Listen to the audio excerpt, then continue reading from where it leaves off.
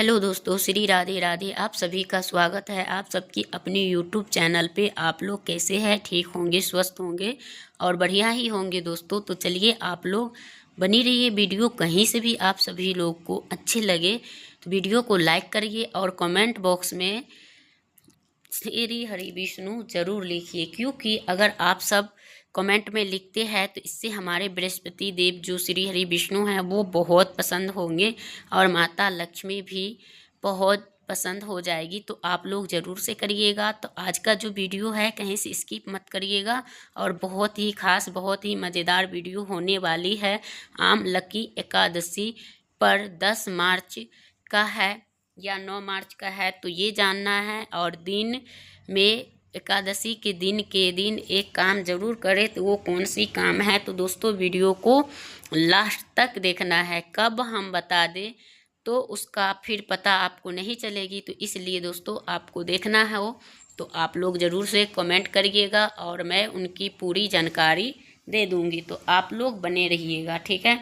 तो चलिए दोस्तों, अभी मैं आप सभी को बता रही हूँ आमलकी एकादशी पे क्या क्या करना है और क्या नहीं करना है। और उस दिन आंवले का पेड़ को ही पूजा करना चाहिए, क्योंकि अगर आप लोग पूजा नहीं करेंगे तो फिर आपका इच्छा पूरी नहीं होगा। और जो लोग फर्स्ट टाइम उठाना चाहते हैं यानी एकादशी करना चाहते हैं फर्स्ट बार भी, तो आप लोग उठा सकते हैं, क्योंकि ये जो है रविवार यानी नहाय खाए है और एकादशी जो है सोमवार का है।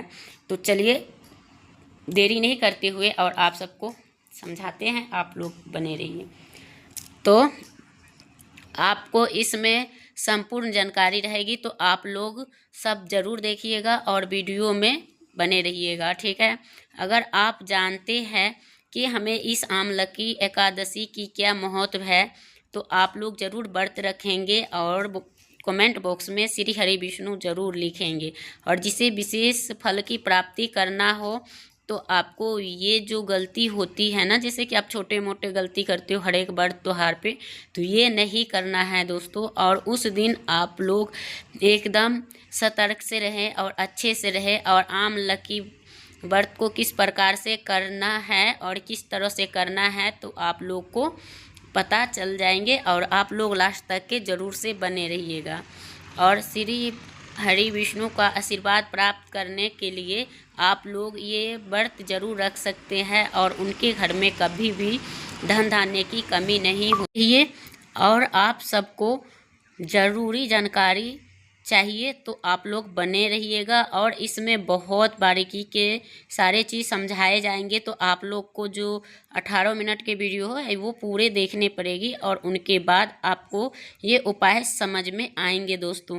तो आप लोग क्या करिएगा कि जो आमलकी एकादशी है वो कब है, सबसे पहले ये है, तो हम वो लास्ट में या बीच में कभी भी बता देंगे। तो आप लोग बने रहिएगा और अपना प्यार बनाए रखिएगा, ठीक है। तो उस दिन महाशिवरात्रि से पहले ही एकादशी आई थी, फिर उनके बाद उसमें तो अलग तरीके का था। और इसमें जो है ये जो है यानी कि शुक्ल पक्ष का है, तो इनका महत्व ज़्यादा होता है। इसलिए जो लोग व्रत नहीं उठा रखे हो एकादशी का तो वो इस पे उठा सकती हो। तो ये एकादशी पे आप लोग फर्स्ट टाइम अगर करना चाहते हो तो करिएगा और उनके विधान भी पता होनी चाहिए। तो आपको 10वीं तिथि के दिन यानी कि संडे के दिन आपको सिर धो के स्नान करना है। स्नान करने के बाद आप अपनी संकल्प लेना है अपनी नाम गोत्र और तुलसी गंगा जल से, तो है ना दोस्तों, उसी चीज़ के लिए किया जाता है। और उनके बाद आपको जो है उनकी जो एकादशी है इसकी फल बहुत अधिक है और इनका भी बहुत महत्वपूर्ण होती है। जैसे कि लोग मरते हैं तो उनको भी दिया जाता है और जो लोग उन लोगों को दे रखे हैं तो वो व्रत आप फिर से नहीं कर सकते हैं। और आपको एकादशी के दिन अगर दान करेंगे तो आपको उस दिन ज़्यादा लाभ और ज़्यादा पुण्य मिलेंगे। तो वो कौन सी है दोस्तों? तो चलिए वीडियो को लास्ट तक के देखिए। और उस दिन आंवला की वृक्ष में पूजन करना होता है या नहीं होता है, तो आप आंवले का आमले ही मंगवा लो और उनके बाद ही पूजन करो। और श्री हरि विष्णु के पूजा करने के लिए एक माता लक्ष्मी और श्री हरि विष्णु का स्थान होता है आंवले के पेड़ के पास। तो अगर छोटा है तो आप अपने घर में पूजा कर लें, चाहे बड़ा हो तो भी आप इनमें विधिवत सारे सामग्री यानी कि लेके जाना है। उस दिन सफ़ेद तिल लेना है, अखंड ज्योत जलानी है और इसमें जो है श्रीफल वाला कलश रखा जाएगा। और उनके बाद आम के पल्लव ना मिले तो आपका क्या करना है दोस्तों, अशोक का पेड़ का जरूर रखना चाहिए। और उनके बाद आपको उसमें ही करना चाहिए। अगर नहीं है ये दोनों आंवले के पेड़ तो आप किसी भी मंदिर में जाके पूजा कर सकते हैं। अब जो आपके पास आंवले का पेड़ हो तो आप उनको कर सकते हैं और वहाँ से आप अपने घर के मंदिर में बृहस्पति देवी या विष्णु भगवान या श्री कृष्ण का तस्वीर है वो ले जाकर आंवले के वृक्ष के पास पूजन करना है। और कैसे करना है तो आपको तो पौधे आपके पास है तो अति सुंदर है और हम लोग तो लगा रखे हैं दोस्तों गमले में और हम लोग सारे कार्य करते हैं। माता रानी की आशीर्वाद सभी पे बनाए रखे। उनके बाद हमारे यहाँ पे भी अगर आपको क्या करना है, नहीं मिले तो आंवले का फल भी लेके कर सकते हैं। अगर मंदिर भी नहीं जा पाते हैं तो आपको क्या करना है, रोली और मोली ये दोनों चीज़ें आपको रखना है और जो होती है और इनसे आप पूजा कर सकते हो। तो आप उनको फल के रूप में केला भी चढ़ा सकते हो, पेड़ा भी चढ़ा सकते हो और फूल के माला मिल जाए फूल तो अच्छी बात है, नहीं तो माला ले आइएगा और माला ना मिले तो फूल भी चढ़ा सकते हैं, पीला चाहे जो भी हो। और उसके बाद आपको लोटा में पहले जल डालना नहीं है, पहले गंगा जल डालना है लोटा में, फिर जल डालना है। और उनके बाद आपको उस कलश में अगर कलश रख रही है सुपारी नारियल तो रहेंगे ही, श्रीफल और उसमें सुपारी, हल्दी के गांठे और उनमें कुछ पुष्प, अक्षत, सिक्के ये सब चीज़, लौंग, इलायची डाला जाता है। और उनके बाद कलश लगाए और उनके बाद जो आप पूजा करेंगे तो आपको शुद्ध घी का दीपक जलाना चाहिए, क्योंकि नहीं हो तो तिल के तेल का भी जला सकते हैं, क्योंकि मैं सुबह में भी ये बात बताई हुई हूँ। और कलश हो गई और उनके बाद आपको तांबा का लोटा में ही पूजा करना चाहिए। अगर आप पंचामृत बना रहे हैं तो आपको पीतल के बर्तन से अभिषेक करना है और जल चढ़ा रहे हैं तो तांबा का लोटा ज़्यादा महत्व होती है, तो उन हिसाब से आपको करना चाहिए। और उसको दान करने की आवश्यकता नहीं होती है। अगर आप कलश दान करेंगे तो इस एकादशी में नहीं किया जाता है और दूसरे एकादशी में किया जाता है और उनके जो हैं तो वही कार्य करना चाहिए दोस्तों। और उनके बाद आपको पूजा करना है और पूजा जो करेंगे तो आप उसमें रक्षा सूत्र का उनका वस्त्र देंगे, पीला आसन जमाएंगे और उनके बाद पूजा करना है। लेकिन हाँ दोस्तों, सभी लोग के सूर्य उदय से पहले ही जग जाना चाहिए, क्योंकि जो ये व्रत होंगे उससे ना बृहस्पति देव यानी कि सत्यनारायण जी नाराज हो जाएंगे। तो आपको ज़रूर याद रखना है और आप उत्तर या पूर्व दिशा मुख रख के और आप पूजा चौकी लगाइएगा ऐसे जो आपको पूर्व या उत्तर दिशा की मुख हो। तो आप पूजा कर रहे हैं तो बहुत अच्छा से इनको पूजा करिए। फल में केला, यही आंवला और इस सीजन का बहुत सारे हैं, बेर, शकरकंदी ये सब हैं तो वो सब भी आप चढ़ा सकते हैं। और जो व्यक्ति इन भक्तों को लिए अगर ये दान पुण्य करते हैं एकादशी के दिन तो आप जानते हैं कि उनको बहुत ही चमत्कार होता है, बहुत ही लाभ मिलता है और उनको करना भी चाहिए। तो जैसे कि आप किसी भी व्यक्ति को दान करेंगे तो आप फल का, अगर एकादशी के दिन दान कर रहे हैं तो फल का करिएगा, अगर आप पारण के दिन कर रहे हैं तो अनाज का कीजिएगा, जैसे कि चावल, आटा, आलू, गोभी ये सब जो भी सब्जियां हैं, जो चीज़ है वो चीज़ देना है। और उनके बाद लोटा में जो जल होता है उनसे उनको अपना अभिषेक कर रहे हैं, तो वो भी अच्छा है। और उनके बाद आपको करना, और उस दिन अपने घर के मंदिर में स्वास्तिक भी बनाए, बहुत ही अच्छा होता है, गंगा जल में हल्दी घोल के। और उनके बाद पूजा करना है और सारे सामग्री को शुद्धता भी करना है गंगा जल छिड़कने से। और उनके बाद चौकी लगा रखे हैं तो बहुत ही अच्छा है। और उन पे तो बता ही दी हूँ। और उनके बाद आपको क्या करना है दोस्तों कि आपको उसी स्थान पे बैठ के संकल्प करना है, और वहाँ का जो आपकी मकान उकान जो नाम गोत्र होता है ये सब बोल के फिर आपको अपना व्रत धारण करना है। और उस दिन ये भी याद रखना है कि कहीं आपसे कोई भूल ना हो जाए। अगर भूल होते हैं, जैसे कि आप अगर चूक जाएंगे और नहीं कर पाएंगे तो फिर आपको जो है दोष लगेंगे ना, तो इस वजह से आपको बचनी चाहिए। और बचने के साथ साथ आपको जो दान पुण्य करना है, और जो लोग शरीर से समर्थ है सही है तो वो लोग यानी कि फलाहार नहीं कर सकते हैं, और जो लोग शरीर से समर्थ नहीं हैं वो लोग कर सकते हैं, कर नहीं समर्थ है तो भी करते हैं, तो वो फलाहारी के कोई चीज़ ले ही लेते हैं।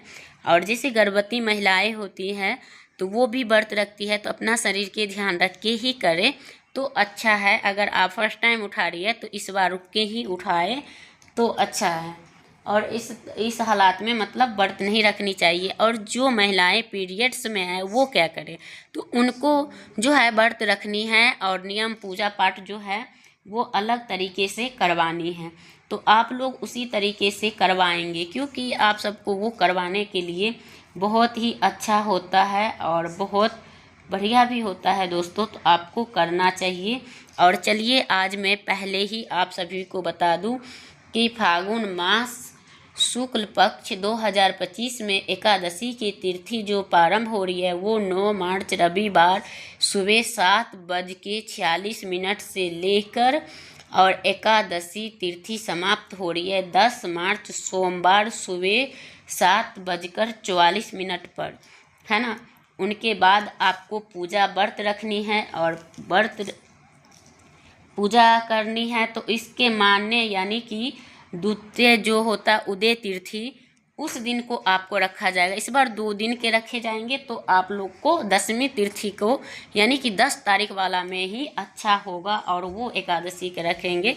लेकिन हाँ, बहुत ज़्यादा लोग वो भी कर रहे हैं कि जो 2 दिन के कर लेते हैं, तो वो लोग अपना सोच के करिएगा। लेकिन जो फागुन मास शुक्ल पक्ष का एकादशी है आमला की, वो 10 मार्च सोमवार का ही है, तो आप लोग उसी दिन करें तो ज़्यादा श्रेष्ठ होगा। और उदय तिथि के मानते हुए ही करना चाहिए, क्योंकि इनके ही विचार से और इसी चीज़ को ये जो हमारे प्रदीप मिश्रा जी है गुरुजी उन्हीं को बताए हुए हैं। और बहुत ज़्यादा लोग ये भी करते हैं। और सोमवार के दिन है 10 मार्च का है, तो आपको जो ब्रह्म मुहूर्त होगा सोमवार के यानी कि एकादशी के दिन आप 10वीं को कर रहे हो तो उनका मैं मुहूर्त बताऊंगी। और जो 9 तारीख के कर रहे हैं उनके हम नहीं बता रहे हैं। तो वो ब्रह्म मुहूर्त जो सुबह होगी 5:07 से लेकर, और 5:07 से लेकर 5:55 तक के सूर्य उदय सुबह पहले का ब्रह्म मुहूर्त रहेगी। और 6:44 पर सूर्य अस्त शाम तक 6:30 तक के रहेंगे आपका पूजा का। जो आप ऐसे इस बीच में करेंगे तो नहीं, आप अगर सवेरे करना चाहते हैं तो वो करें। अगर प्रातः काल आप पूजा मुहूर्त और सुबह में करते हैं तो 7:45 से लेके 8:51, और शाम की जो पूजा मुहूर्त जानेंगे तो शाम का 6:24 से लेकर 8:39 तक रहेगा। और राहु काल जो है सुबह 7:30 से लेके और 9 बजे तक रहेंगे। तो आप ये चीज़ को ध्यान में रख के फिर आपको करना है। और करने के बाद दोस्तों आपको विशेष पूजा करनी है। जो भी बहन की मन कर रही हो तो ज़रूर करिएगा। और श्री हरि विष्णु के अगर एकादशी के दिन आप सब कोई भी उपाय करते हो तो वो बहुत जल्दी पूर्ण होता है और बहुत जल्दी आपको लाभ भी मिलता है। तो आपको ज़रूर से करना चाहिए। और हमने बता दी हूँ, और आप लोग अगर नहीं समझ में आए तो एक बार दोबारा से फिर से आप रिपीट करके देख सकते हैं। और ये जो है इसमें बहुत सारे योग बना है। सर्वधा सिद्ध योग है। और उस दिन जो है सुबह 6:36 से लेके 12:51 तक रहेंगे। और आपको जो है पूजा पाठ करने का वो सुबह से दोपहर 1:57 से लेकर रविवार को नक्षत्र और 12:51 PM तक के करना है। और इसी में दोस्तों भरद होता है वो, जैसे कि उनका भी सुबह 6:36 से लेके 7:44 तक के रहेंगे। तो आप लोग इसी बीच में पूजा पाठ उससे पहले ही कर लेना है। और जो द्वादशी तिथि आरंभ होगी वो 10 मार्च सुबह 7:45 से लेके, और द्वादशी तिथि समाप्त होगी 11 मार्च सुबह 8:28 पे। और उनके बाद जो है आपकी जो सूर्य उदय का और जो अभिजीत मुहूर्त होते हैं वो सब रहेंगे। तो आप उसी समय आप कर सकते हैं। और पूजा पाठ करने के साथ साथ आपको ब्रह्म मुहूर्त में भी उठ के आप स्नान ध्यान करेंगे 5:22 से लेकर 6:35 तक। तो आप इस बीच में भी कर सकते हैं। और जो लोग ये कार्य में मतलब असफलता पा रही है तो उनके लिए तो क्या ही कहे, और ज़रूर से विश्वास से करिए तो आपका पूर्ण होगा। और समाप्ति जो अवधि है वो रहेंगे 1 बजे तक। तो आप उसी बीच में आप पारण उरण जो भी होगा वो सब भी करेंगे, जो द्वादशी के दिन पड़ता है उसी दिन में। तो आप लोग को लिए अच्छे अच्छे वीडियो ऐसे ही आते रहेंगे और आप लोग बने रहेंगे। तो वही सुबह में ना आपका जो व्रत खोलने का है मुहूर्त वो सुबह 6:44 से लेके 8:15 तक के रहेंगे। तो आप लोग मंगलवार का व्रत खोल सकते हैं। और यही सब है। तो आप लोगों को मैंने बता दी हूँ। और जल्दी जल्दी मैं ना कुछ बोलती हूँ तो कुछ बोला जाता है, तो उनके लिए सॉरी।